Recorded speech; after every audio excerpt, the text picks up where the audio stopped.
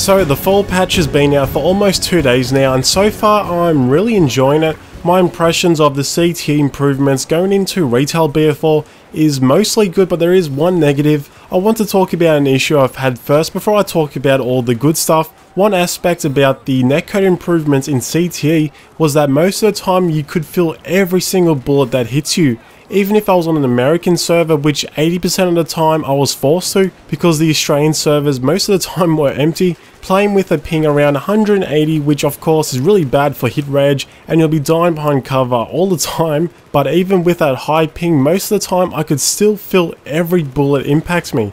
However, the netcode improvements that are now in retail BF4, that feeling of every bullet impacting you is very inconsistent. I don't know whether it's going to take a couple more days. Maybe the server admins need to restart their servers again. Maybe it's just more or less a teething issue.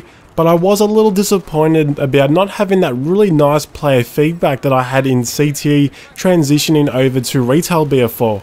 Over the past 2 days, I've played on many different servers, including a 42 player rush server, where most of the time I could feel every bullet hit me, and yeah, there was a few times I seemed like I died instantly, which I wasn't too annoyed about. But as soon as I went into a 64 player server like Operation Locker, it seemed to be a lot worse. It seemed like I was dying instantly a lot more compared to other servers. So like I said before, you feeling every bullet impact your soldier feels very inconsistent between servers.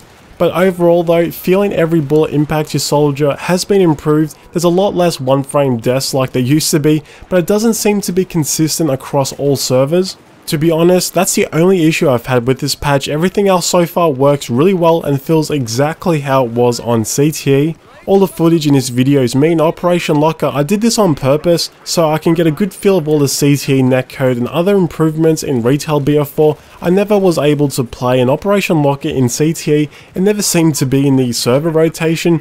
But anyway, let's talk about all the good updates in this patch. In terms of the other netcode updates, a big issue that's plagued the game was dying behind cover.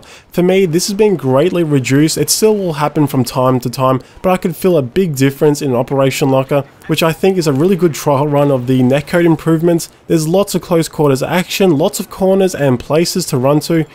Now the second issue is hit rage. I've read a lot of people saying it's actually worse, but for me it does feel a lot better. Before the patch, a lot of the times I would think to myself, why did it take 12 bullets just to kill that guy in close range? That feeling I don't seem to get anymore, which is great. And the final issue was trade kills. This seems to be really inconsistent throughout the community. People are saying it's worse than it used to be, but for me it's another reduction. It hardly seems to happen anymore, but of course it's still not perfect. You'll still get a trade kill every so often, but it is definitely improved.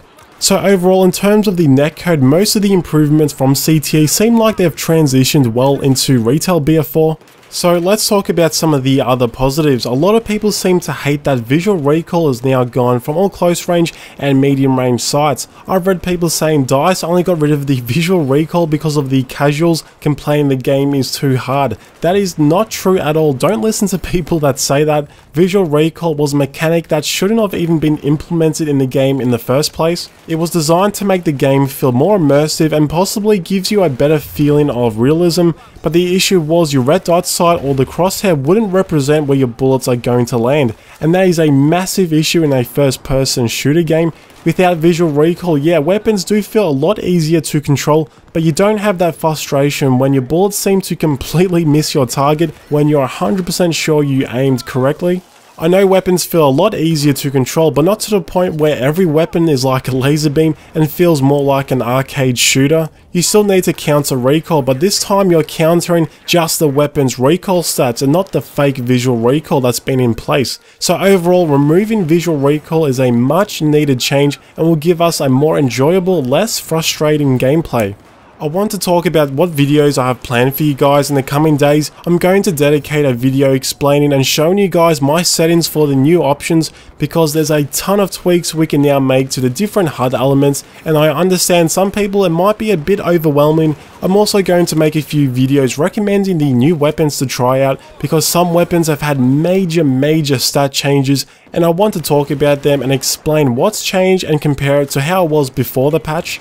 Staying on topic about the new HUD settings, having the option to change your minimap size is really good to have. I've always absolutely hated how small it's always been, to the point I was using the full screen map more than I would have liked. Luckily we can now change it. As you can see, the minimap is on my bottom left. It's a lot bigger than the default settings. Also, I've set a lot of the HUD elements to disappear when I'm aiming down sight. Also, I can't put in words how happy I am we can finally remove all the HUD clutter. I've said this in so many videos where I've died because there's so much crap in my way, to the point it really obstructs my view and results in me dying most of the time. I've messed around with all the new HUD settings and I pretty much have it perfect for me. Like I said, I will dedicate a video explaining my settings, which I know a lot of you guys have requested. Anyway, so far so good. I haven't run into any major issues yet, but I'd like to hear from you guys. What do you think of the new patch? How's your experience been so far? Thanks for watching, and I'll see you guys in the next video.